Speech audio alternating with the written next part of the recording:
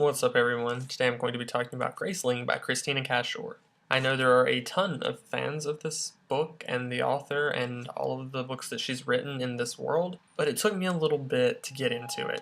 Now, I could be exaggerating and saying that it took me a while to really connect with the characters and to really get into the story, but I think it's just the anticipation was killer. The idea is really cool. There are certain people in this world born with graces. Now, it's set back in like a medieval time, so it's really neat. A grace is basically a gift that you have, though, like a certain trait or specialty that people with different colored eyes have. Now, the girl Katza has the grace of killing, or so she thinks, and her uncle uses it to his advantage. He's a king, okay?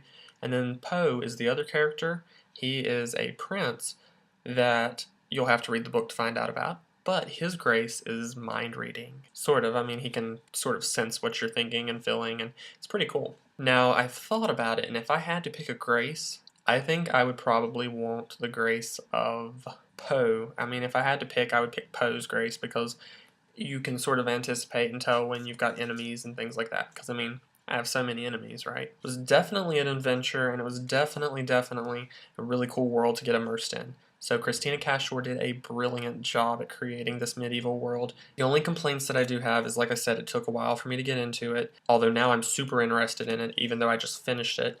And some of the things I don't quite know if it would have been accepted as much as they are in the book back in the day when this was supposed to be set, because Cats is sort of all about empowering women to fight and use swords and defend themselves, which is awesome. But I don't know how much that was done back in medieval times, and I'm not quite sure that it would have been as accepted as it is in the book by the kings and the rulers back then to have empowered the people who were being oppressed. That said, I really enjoyed the book, actually. I didn't think I would, but now that I'm done with it, I can't get it out of my mind. So I'm giving it a 4 out of 5 stars. Kristin Cashore did a fantastic job with Graceling, and I'm probably going to hold off a little bit on Fire and Bitter Blue just because I need to give myself a little bit of a break. But it was a very good read.